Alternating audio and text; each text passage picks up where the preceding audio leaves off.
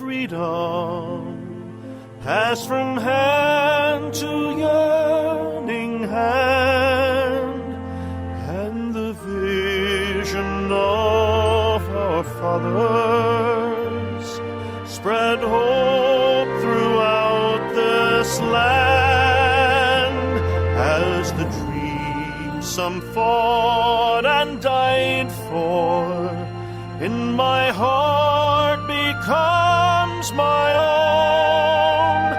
I will strive to keep her promise, America, my home. America, America, may God bless America, and freedom reign across America, my home. From the shorelines to the prairies, to the cities great and small, we have reaped the fruits of justice and liberty for all. So with deep appreciation for the blessings we have known. That's how the phrase goes in that introductory song, America, My Home. With deep appreciation for the blessings of freedom.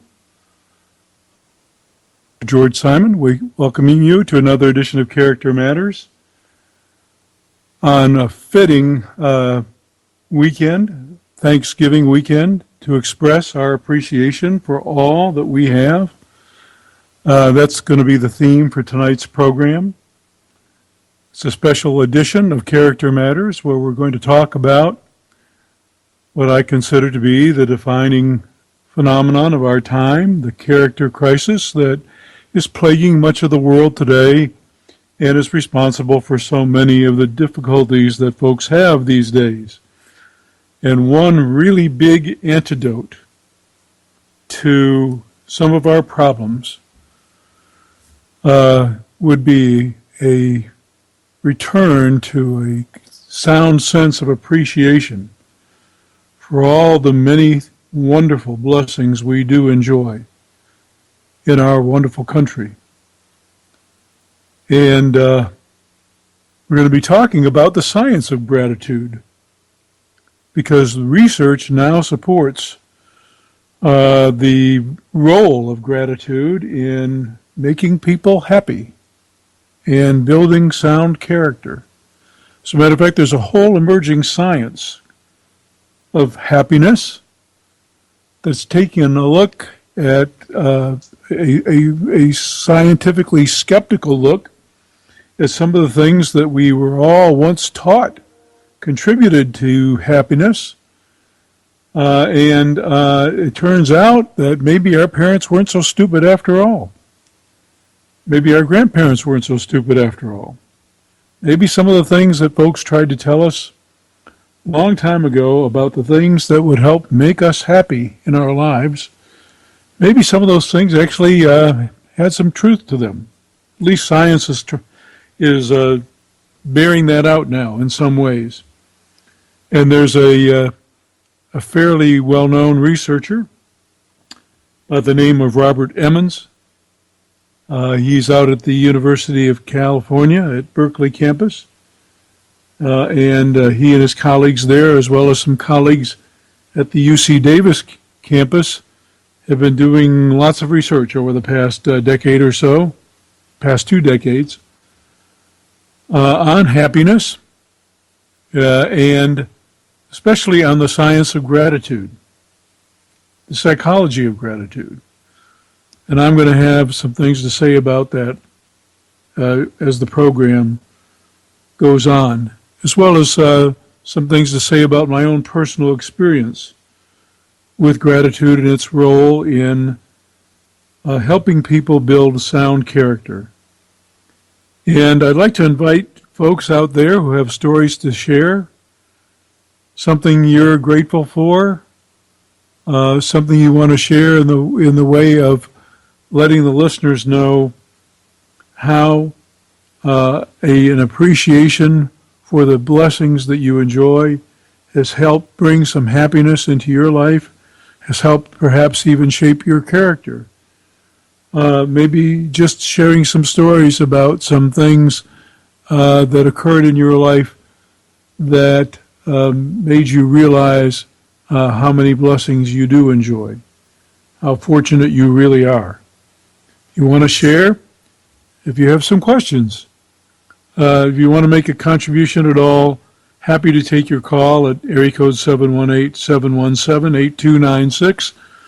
That's 718-717-8296. You know, this whole notion of gratitude is a difficult subject to talk about because many times, as I've written about gratitude many times on several of the blogs that I write for, including my own blog at www.manipulative-people.com. Have several articles there on the power of gratitude. And also on the www.counselingwith2lsresource.com website.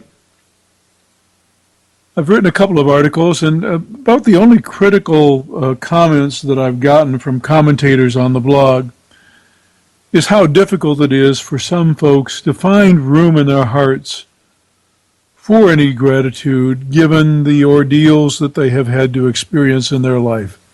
Perhaps they're in a really bad relationship, perhaps even an abusive relationship, a manipulative relationship. Perhaps they've been laid off from work. Perhaps it's been difficult to find a job. Perhaps they've had tragedy visit their family. Perhaps they've suffered a major loss, a personal disaster of some sort, some horrendous health issues, whatever the case may be. And it's really hard in those times to find room in your heart to count your blessings. And so I'll, from time to time, get some folks who will take issue with me for writing on how important it is for us to be grateful always. And I understand how difficult it is sometimes to feel grateful for anything. Sometimes our heart gets a little hardened, especially when we've had a very tough row to hoe. When life has dealt us some unfortunate circumstances that make having high hopes and having fond appreciation for the things that we do have really difficult. And so I understand that. But we live in an age that is marked by certain aspects of our culture that are toxic to the development of good character. And one of those aspects of our culture that is toxic to the development of good character is the sense of entitlement that is so rampant within our culture. There are so many aspects of modern culture that promote a sense of entitlement. People feel deserving of everything. They take so much for granted often. And there are so many aspects of our give it to me now culture, our have too much culture, our take it for granted culture, our overindulged culture, that promote this sense of entitlement. And it causes us to lose our basic sense of appreciation for what we enjoy, especially for the freedoms that we enjoy. You know, in the news not too long ago, there was a a sigh of relief at the ordeal coming to an end in North Korea from some folks who left a Bible in, of all places, a pub, a public bar, confined to hard labor for the crime of leaving religious material in a public place. Now, there are those of you who would say, well, everyone knows that North Korea is an odd, repressive regime. But the fact is that many people, many hundreds of millions of people, live under repressive conditions, under oppressive conditions, have to deal every day with governmental policies that not only restrict freedom, but basic human rights. And yes, there are injustices in our country. Absolutely, there are injustices. And yes, we must speak out when those injustices occur, because our freedom is way too precious to take for granted. Injustice is too precious to take for granted. We have to remain vigilant. No doubt about that. But we are, in fact, blessed in so many ways. So many ways. And this is the time of the year when we take pause, we give pause, we take time to count those blessings. I know for many it's the time of the year where we just provide ourselves an excuse to really indulge at the dinner table. And I did my fair share of that, I have to say. It's always kind of a shock to me that I let myself do it. And I always pay the price afterward. My own personal story is that I had a lot of health issues, a lot of health issues several years ago. And I really had to get serious about my health in order to be able to function without going into the hospital all the time and without having a quality of life that made life questionably worth living sometimes. So I got myself fit about 3.5 years ago, and I've stayed fit for the most part. And so I watch my weight very carefully, because right now I'm at my ideal BMI. And I want to stay that way. At almost 67 years old, I need to stay that way. But I kind of let things go over the Thanksgiving weekend, as I'm sure many of you did. And I indulged and I paid the price. All those new clothes that I bought earlier in the fall, they're tight right now. So I have to get busy again over these next few days and enforce the old discipline so I can undo the damage that I did. And that's just the price of indulgence. But Thanksgiving time is not just a time for pigging out on turkey and dressing, and apple pie and pumpkin pie and sweet potato pie and all those other good confections that we enjoy. It's about taking time to remember all the things that are really important and all the things that we do have. Being with our family and friends, cherishing our freedom, cherishing the wonderful opportunities that we have, and cherishing the fact that even though there are injustices, we still live in probably the greatest country on earth. We need to keep it that way. But here's the link. Here's the thing that I discovered quite some time ago. And any of you listening out there, if you agree with me, I want you to chime in at 718-717-8296. Give me a call. And if you disagree with me, I'd like to hear from you too. But this is something I'd like to share with you that I came to realize many years ago when doing research for my books, Character Disturbance, In Sheep's Clothing, and the Judas Syndrome. When I was doing my research and going over clinical case after clinical case and reviewing my time spent with working with some of the more character-impaired individuals among us, I came to realize that there was a really close link between a sense of gratitude, a sense of appreciation for the many gifts that we're given, and a feeling of indebtedness. The two are linked.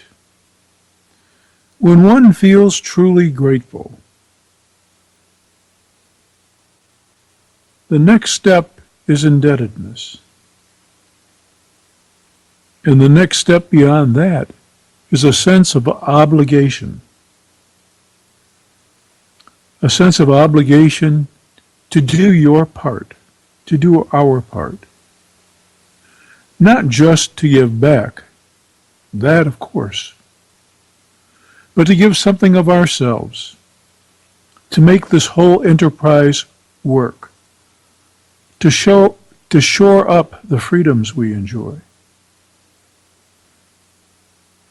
to shore up the justice we pray for,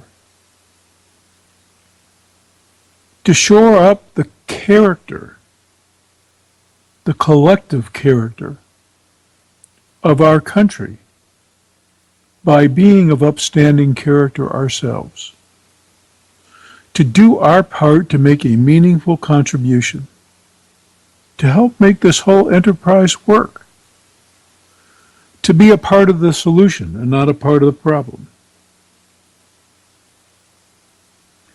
And it all starts with gratitude. That's where it starts. You can't develop that sense of indebtedness.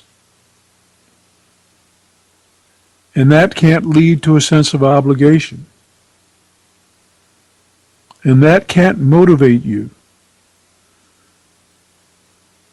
to make a meaningful, responsible contribution and to do your part to uphold the values and traditions that have made us great.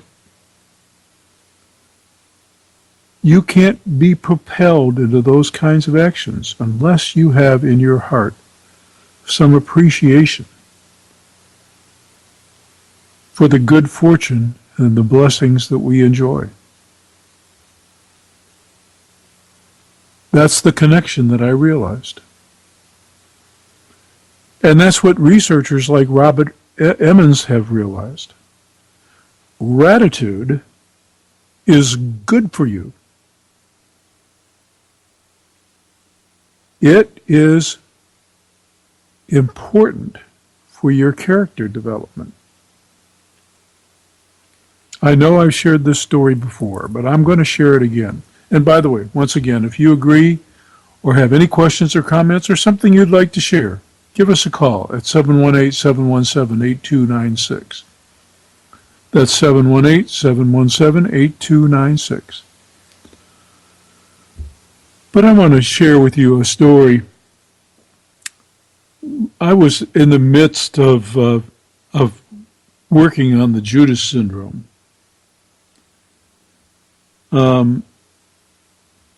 Doing the early groundwork for the book, when I had an experience that I will not forget anytime soon. I was asked to teach a class at a local college that shall be nameless. And it was a typical sized college class. Seemed like a typical group of folks. Early on it did. Young folks, actually kind of a mix. There were some folks there who were beyond the usual college age.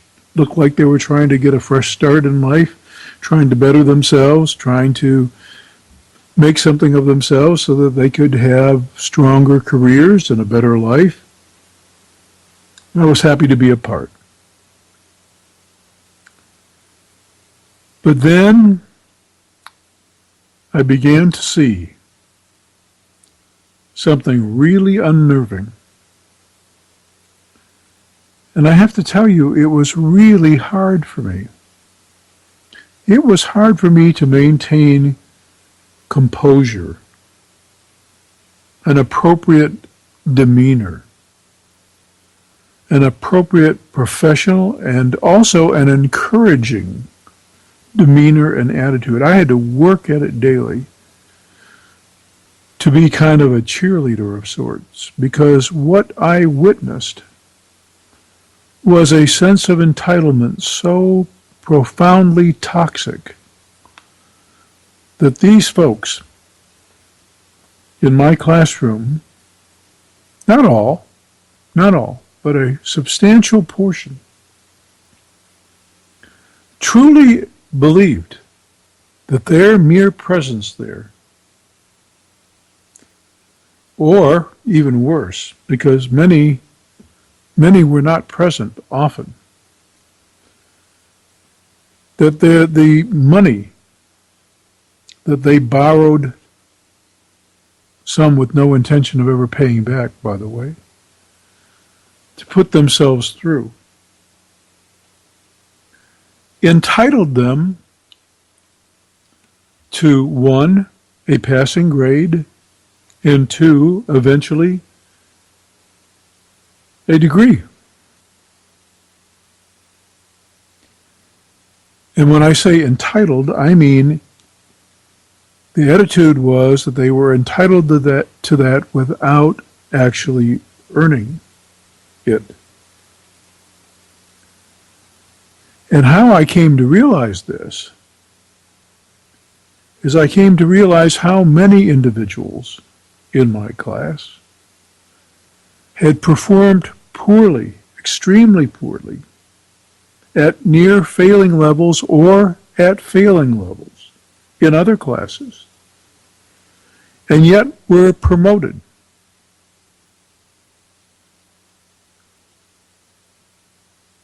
Were allowed to pass the class. And they were expecting to be able to do the same in mine. And it was a crisis of character, time, for me as well as them. Because there were individuals in my class who at least did the minimum amount of effort, at least put forth the minimum amount of effort. Some went further than that. Some really wanted to learn. Some really wanted their degrees to mean something. Some really wanted to come out educated. But others just wanted to skate through.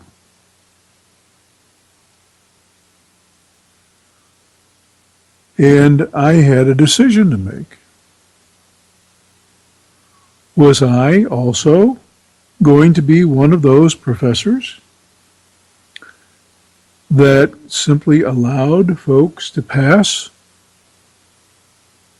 who didn't know the first thing about the material, and, worse than that, hadn't put the effort, hadn't taken any time, hadn't made that special effort, hadn't bothered to come to me with special circumstances, hadn't asked for extra time, hadn't used the various extra services that the school made available, email contacts, online resources, all kinds of things, all kinds of opportunities for assistance if you were genuinely struggling with an issue. No effort, nada, zilch. So I had a choice to make. Was I going to basically enable this kind of dysfunction? Or was I going to be true not only to those who did the work, but true to the principle that nothing, not a single breath we take in this life is an entitlement. Things of value have to be earned. That's the way it's always been.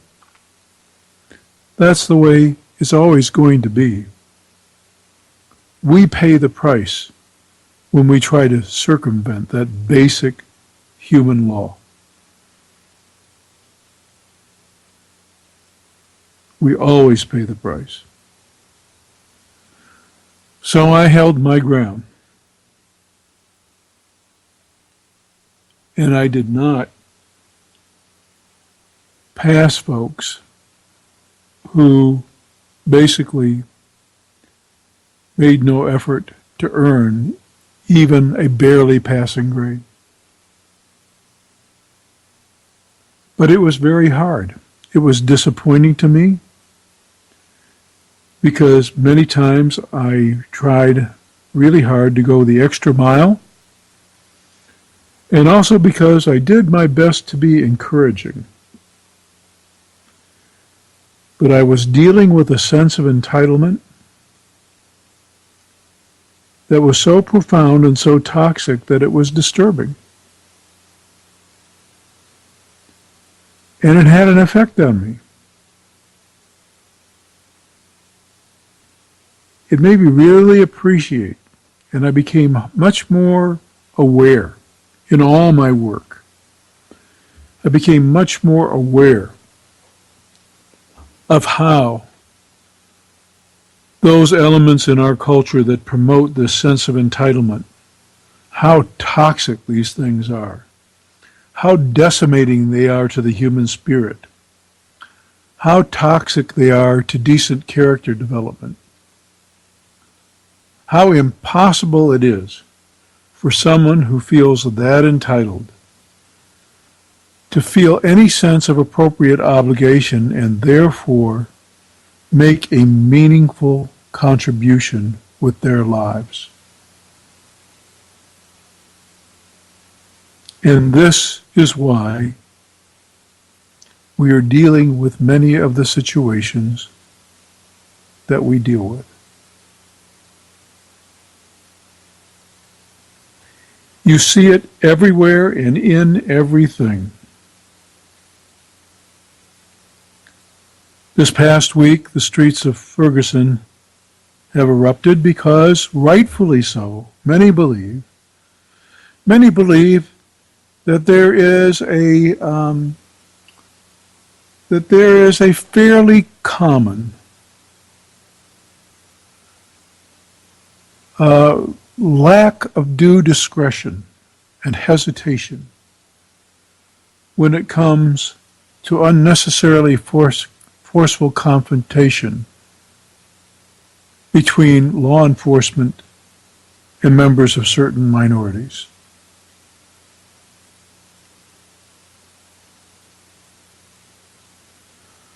Wearing a badge is a privilege. Holding any position in which you have power, in which the state affords you power over another human being, carries with it tremendous responsibility. And it does a disservice to those reputable folks who put on the uniform and who work for substandard pay to keep us all safe, and yet obey the rules and also obey the basic laws of human decency. It does them a disservice when someone allows a certain degree of callousness and indifference to affect their judgment and to use their power, sometimes lethal power,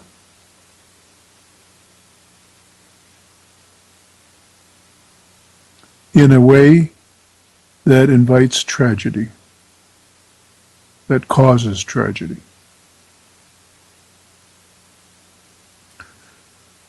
So, understandably, we have some folks upset. We also have hooligans taking advantage of a situation.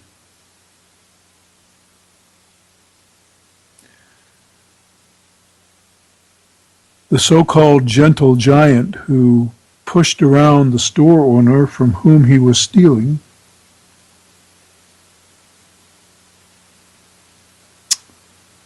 not only manhandled this person who was just trying to operate his business,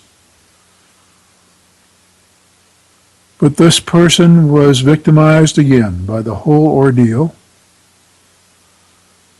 because his store was one of those burned to the ground.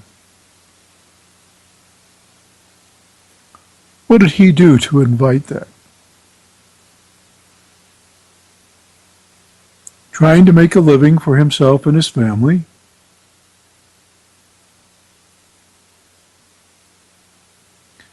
He tried in a very upfront and not overly hostile way to claim his rightful possessions from someone who had just stolen from him.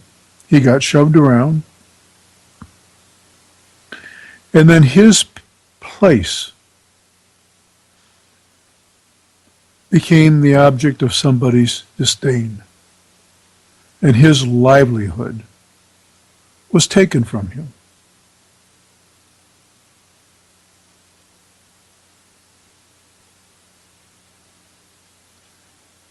This is the age of entitlement. Make no mistake about it. And it's a disease. It is a fatal disease. The entitlement that pervades our culture is toxic to our core values. It's toxic to the development of any kind of decency of character.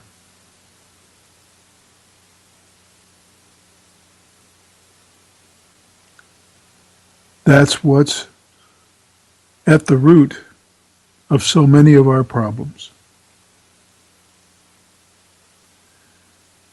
And I don't know how many of you agree. Maybe you don't. That's my opinion. Of course, everybody's entitled to their opinion. But I think the facts back it up as well.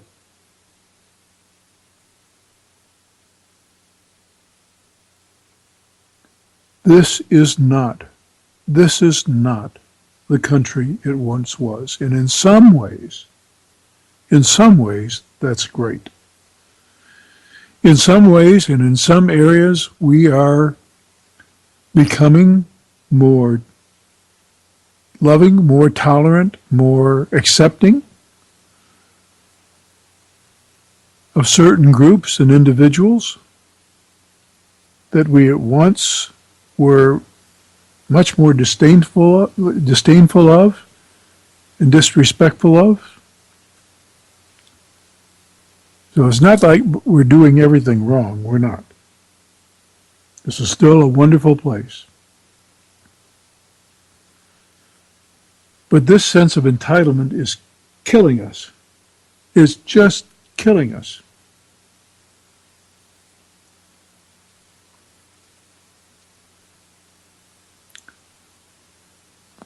The way it's supposed to work is we're supposed to fend for ourselves and in the process create opportunities for others.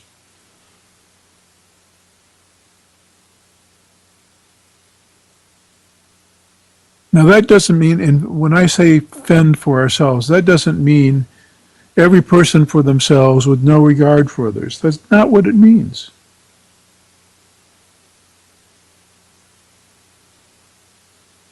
It just means that we're responsible for our own welfare. I'm going to take this call. Hello, and welcome to Character Matters. Good evening, Dr. Simon. I listen to your show, and I absolutely love it. And you're talking about that sense of entitlement now. I'm a parent, and I am sure there are many parents out there. Please help us. How can we, with this sense of entitlement, children have it, and I see it in my daughter. And I sometimes think, what did I do wrong? How can I improve it? How can I fix it with God's help? Because it's like I never wanted it, and there it is. It's like a monster of our time. And can you please help us to give us ideas? I'm so glad you asked that question. And if you don't mind, if you can you give us just one example of this sense of entitlement that you've encountered? Yes. I have a daughter, and I love her dearly. But it's like I'm a single parent. I do the chores. I go to work. And I ask her to do certain things, and she is it's like moving a mountain until I get a little bit of work out of her. And my daughter is now 19 years old, and she should really do a lot more. People who ask me, they say, oh, what is she doing? And I say, yes, she has her music, she has her interests, but she should be a productive daughter, in a single-parent home, and should maybe it's also the mother-daughter conflict more that is not helpful, but I had 3 daughters, single parent on and off, I had husbands passing away and one husband abandoning us, so my life was not what it is for other people. It was very difficult. But then I never wanted that sense of entitlement, and I see it in my own daughter, in my youngest daughter. And I wonder, what did I do wrong? How can I improve it? She is 19 now. She is still with me. She really doesn't want to leave yet, which I think is an opportunity for me maybe to, and I just don't know. Sometimes I tell her, I write it down in a book. I say, this is what you have to do, and I have to take things away, but I cannot take so many things away because we really do not have so much to take away. Yes. So I would appreciate so much your input and help for everybody. I think I'm not the only one. Oh, I'm sure you're not. And, I really appreciate you asking the question the way you did because, I think a lot of parents probably ask themselves, what am I doing wrong? I think that's a natural kind of response to have. And we start questioning ourselves about what we could have done differently. And many times the answer is it's not so much what we're doing wrong, it's how much right that we're doing. One of the things that happens in families when there is someone in the family who is the most conscientious, and this often happens in situations where there's been some kind of a bad situation in a marital relationship where one partner has deserted or been unfaithful or who has abandoned the family. And it's left to the responsible person to pick up the pieces and make it all work. Yeah, so, that was my case. Yeah, so what happens is the responsible person begins to do it all. Because after all, who else will do it, right? Yes, exactly. So what happens is, inadvertently, is you end up doing too much right. and nobody else gets the chance to do so. So sometimes it's not a matter of just doing something wrong. But the other important thing to keep in mind is that this institution we call the family is in a microcosm mirrors our very society. If we're not learning the lessons, there was that book out a long time ago called All I Ever Needed to Know About Life I Learned in Kindergarten, or something like that. Everything I needed to know I learned in kindergarten, something like that. Where basically the author was talking about how all of the important life lessons were learned in that social atmosphere of the kindergarten situation. Well, it starts way before that, and it starts in the home. This is our mini society. And, kids grow up thinking basically that everything is just there. Yeah. Now, that isn't always the case, unfortunately. There are, unfortunately, homes in which kids grow up wondering if anybody's going to be there, or if there's going to be a meal on the table, or if today is the day that mom or dad isn't going to be completely strung out on drugs to the point where they can't even function. Yeah. So it is certainly not always the case that we grow up with a sense that everything's going to be there and be done for us. But in many cases, this is what young people experience. And it's never too early to begin the training process about how the social order works, how the give and take of society works, how each person has a sense of responsibility to make a contribution, to make the whole system work. So, looking back, would you say that in the years between ages, say 4 and 7, that all of the things that you're trying to get across with respect to responsibility and chores, looking back, would you say that you were making an effort to do those same things back when the children were between, say, 4 and 7? I would say between this age, I did not have these many problems. When they turned teenagers, it was just very difficult. Yeah. My oldest one is extremely strong-willed, and until now, she rarely contacts me. She also has this sense of entitlement that everybody owes it to her, and everybody has to listen, and she is just the one who knows it all.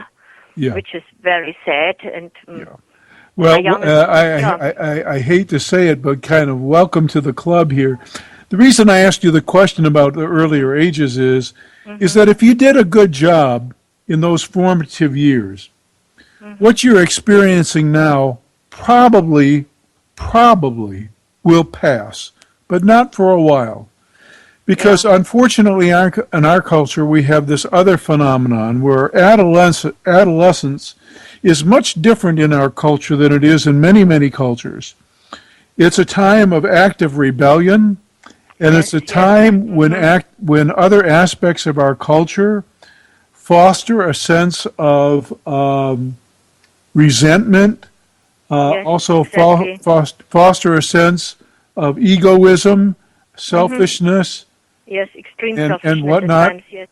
And until and unless the person gets to that stage of life where they actually have to bear some of the burdens, and many would say it's not until our children have children of their own and kind of get visited with these same issues that they begin to see that maybe their parents were not the evil creatures that they thought they were. Yeah. And also they maybe come to see some of the wisdom that their parents were trying to impart to them with respect to the things that they wanted them to learn about gratitude and whatnot. So if you laid the groundwork early on, more than likely, at some time in the future, when the lessons are finally learned, there'll be a turnaround. But probably not until then. And these days, unfortunately, that turnaround occurs later in life. these days, the saying is that 50 is the new 30. You Oh know, no.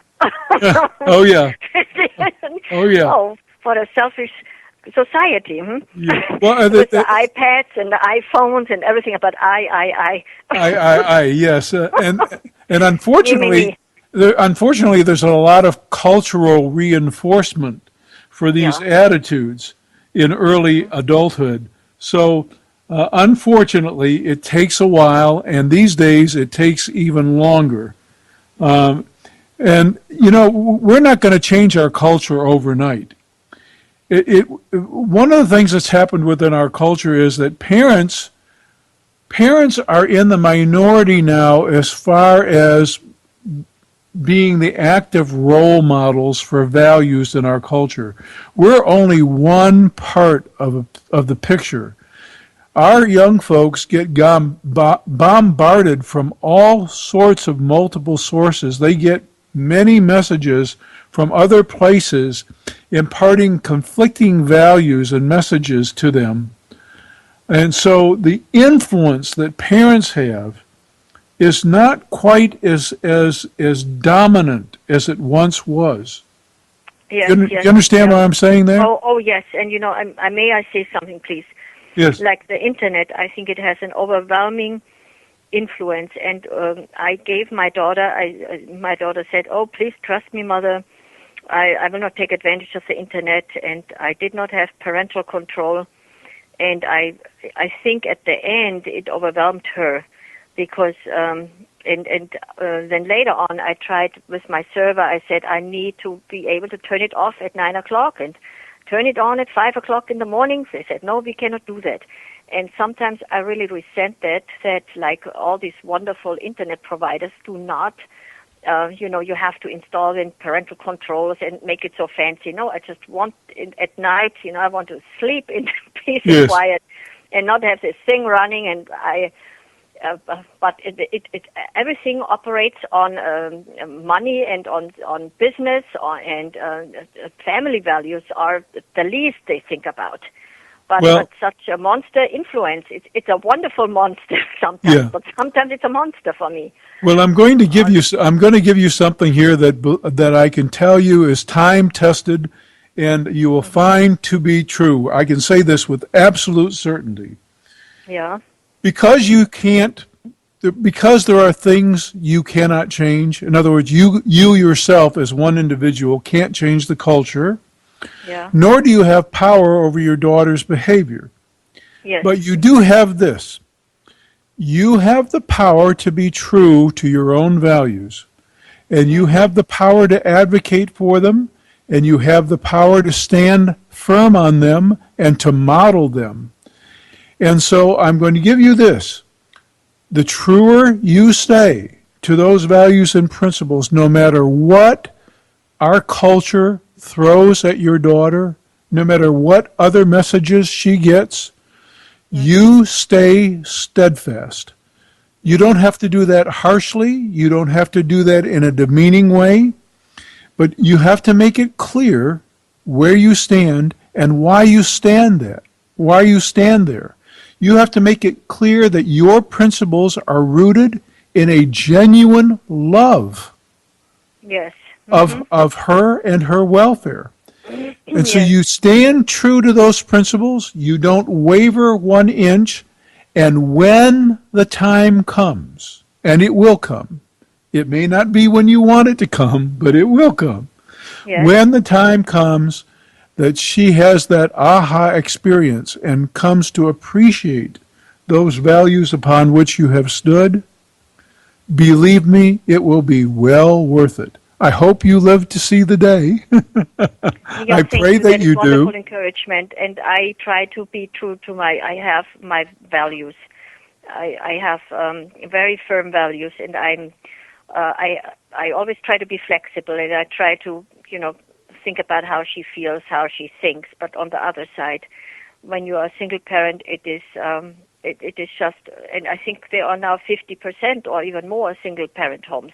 Yes. So I'm not in the minority, and I just think it's so much harder as a single parent if you have a husband and a wife, I think there is so much better balance and so much more, what the one cannot say right, the other one will say right. Or it's just, and even the parents, this institution is destroyed in these days. It's very sad. Or people, or some women do not appreciate enough, having a wonderful husband who corrects maybe the children. And I wished sometimes this would have had happened, but since I had a difficult life, but thank you so much. That's basically it. You can only be true to your own values. Absolutely. And reflect that. And thank you for sharing and for the question. I thank you very, very much for your advice. You're welcome. I wrote it all down, but I go through it one more time and take care. Thank you very much. Thank you. Bye-bye. Well, you might want to join the conversation as well. If you do, the number to call is 718-717-8296. That's 718-717-8296. Be happy to take your call. Happy to have you share an example. Happy to have you raise an issue or take issue with any of the things we've been talking about tonight. We've been talking about gratitude and its importance and its role in character development. This has been that time of the year when we take time, we give pause, and we give thanks. We give thanks because it's good for us. That's why we've made an institution out of this holiday. I hear a lot of politically correct talk about how it actually got started and what it all means. Human beings are great about fashioning things out of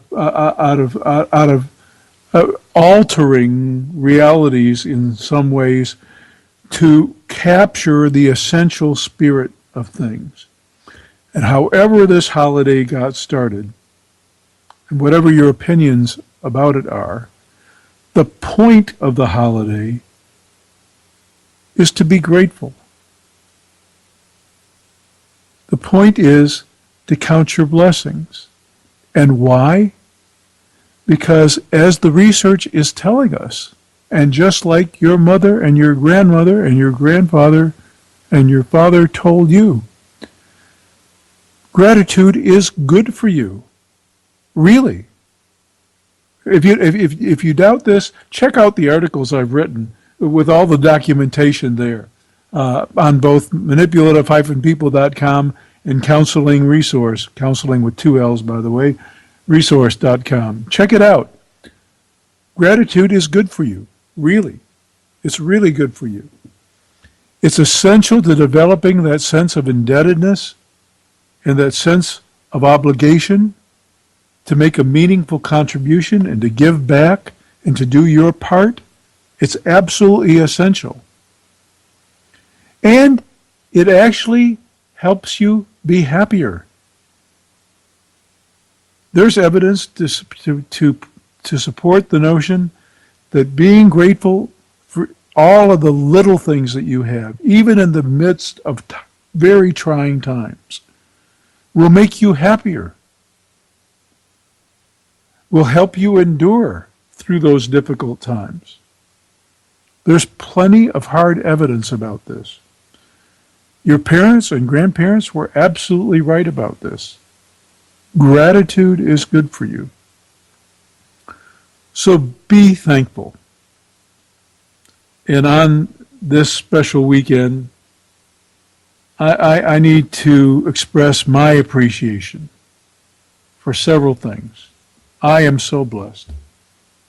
I have a wonderful family, a supportive family. I frankly don't know what I would do without it. I don't know where I'd be. I don't think I would be the person I am were it not for that special person in my life and for the children that we have raised.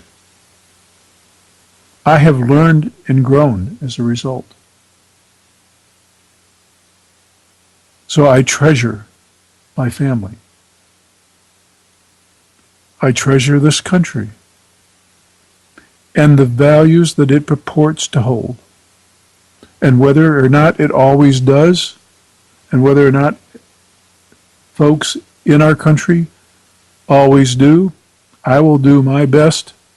That's one of the lines in the song that plays at the beginning and end of the program.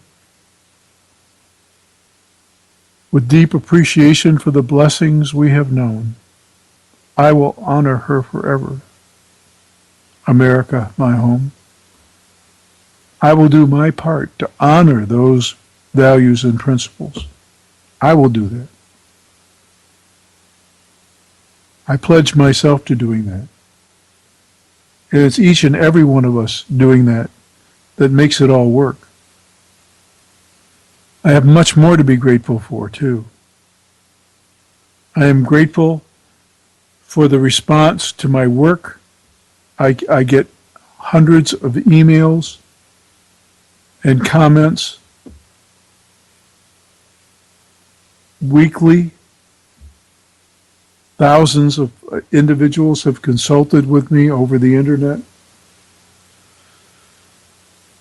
What once was a very small, independently published book is an international bestseller, and the second one on its way to doing the same, and the third one on its way to doing the same. I was just informed last week that the Russian edition of the book is out, and it's being displayed at the Moscow Book Fair just next week. This is big news, and I'm so grateful. You know, the folks all over the world. It's not just here. Folks in the old Soviet Union, in modern day Russia, and in their satellite countries, they're dealing with the same things. And perhaps they need the message maybe even more. So I'm grateful for the opportunity and for the response. I think I announced a couple of weeks ago that the Japanese edition, the newest Japanese edition, was just released of In Sheep's Clothing. So 2 more international editions and more to come.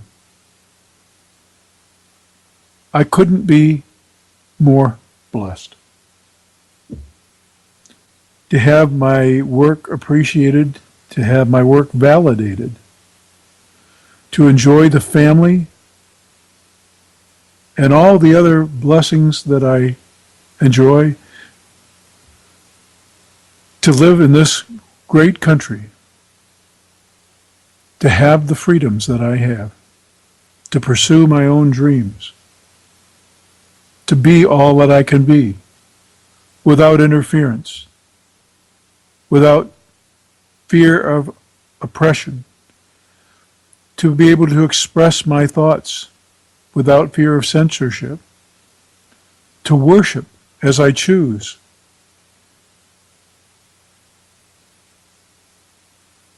All these things I am deeply grateful for. These are things that we can all be grateful for. And these are the things that we need to remember each and every year at this time, and each and every day of the year. For we enjoy these things all the time, not just on Thanksgiving Day holidays. And we take them for granted too much of the time. So let's do a better job of being grateful, and we'll be happier for it, and we'll be better off for it, and we'll be better people for it. That's the secret. That's the secret of happiness. Take care, and I'll see you next week on Character Matters.